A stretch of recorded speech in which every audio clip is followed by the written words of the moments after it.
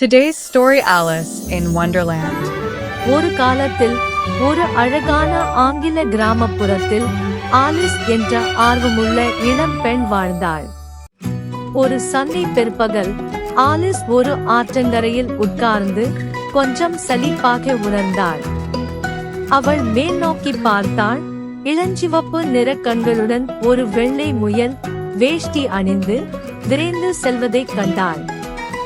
முயல், "ஓ கண்ணே, நான் தாமதமாக வருகிறேன்" என்று சத்தமாக கூறி ஒரு பாக்கெட் கடிகாரத்தை வெளியே எடுத்தது. மிகவும் ஆர்வமாக ஆலிஸ் குதித்து முயலை பின்தொடர்ந்தார். ஒரு பெரிய முயல் குழிக்குள் அவன் மறைவதை அவள் பார்த்தாள்.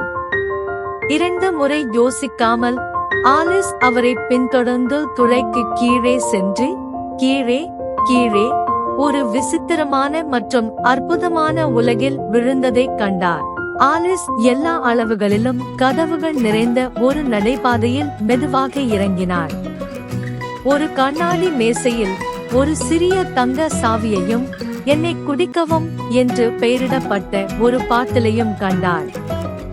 அவள் கஷாயத்தை உறிஞ்சி ஒரு அழகான தோட்டத்திற்கு இட்டு செல்லும் ஒரு சிறிய கதவு வழியாக பொருந்தும் அளவுக்கு அவள் சுருங்க ஆரம்பித்தாள். ஆலிஸ் ஒண்டர்லேண்டை ஆராய்ந்த போது பல விசித்திரமான கதாபாத்திரங்களை சந்தித்தார். முதலில் அவள் ஒரு காளான் மீது அமர்ந்து பேசும் கம்பளி பூச்சியை எதிர்கொண்டாள். அவர் அவளுக்கு குழப்பமான ஆலோசனைகளை வழங்கினார் மற்றும் காளான் அவளது அளவை மாற்ற முடியும் என்று கூறினார். ஆலிஸ் காளானின் ஒரு துண்டை எடுத்துக்கொண்டு தன் பயணத்தை தொடர்ந்தாள். அடுத்து அவள் எப்போது வேண்டுமானாலும் தோன்றி மறையக்கூடிய சிரிக்கும் பூனையான செஷியர் பூனையை சந்தித்தாள். செஷியர் பூனை ஆலிஸிடம் மார்ச் ஹேரின் வீட்டிற்கு செல்லச் சொன்னது. அங்கு மேட் ஹேட்டர் மற்றும் டார்மவஸ் முடிவில்லாத தேநீர் விருந்து வைத்திருப்பதைக் கண்டாள். மேட் ஹேட்டர் மற்றும் மார்ச் ஹேர் உண்மையில் மிகவும் வேடிக்கையானவர்கள். தொடர்ந்து இருக்கைகளை மாற்றிக்கொண்டு புதிர்களில் பேசிக் கொண்டிருந்தனர். ஆலிஸ் அவர்களின் செயல்களை வேடிக்கையாகவும் சற்று வெறுப்பாகவும் கண்டார். தேநீர் விருந்தில் இருந்து வெளியேறிய பிறகு ஆலிஸ் இதயங்களின் ராணியின் தோட்டத்தில் அலைந்தார்.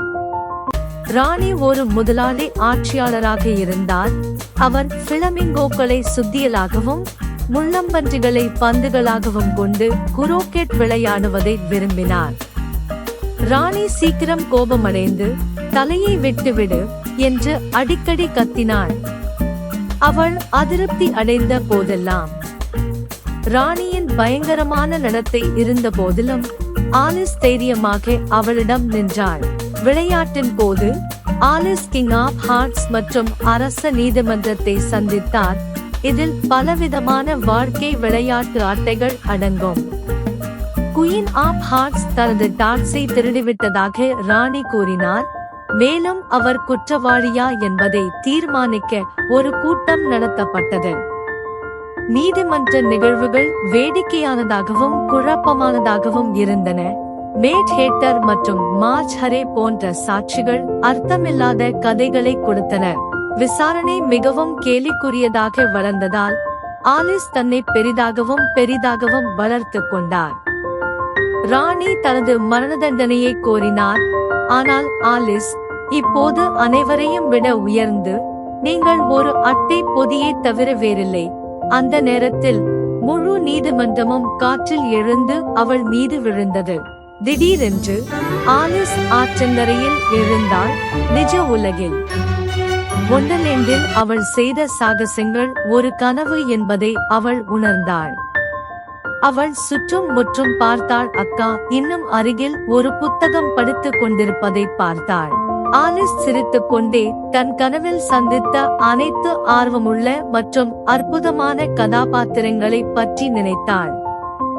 இது ஒரு அற்புதமான மற்றும் உண்மையற்ற சாகசமாக இருந்தாலும் ஆலிஸ் ஒண்டர்லேண்ட் வழியாக தனது பயணம் மற்றும் ஆர்வம், தைரியம் மற்றும் தனக்காக நிற்பது பற்றி கற்றுக்கொண்ட பாடங்களை எப்போதும் நினைவில் வைத்திருப்பதை அறிந்திருந்தார்.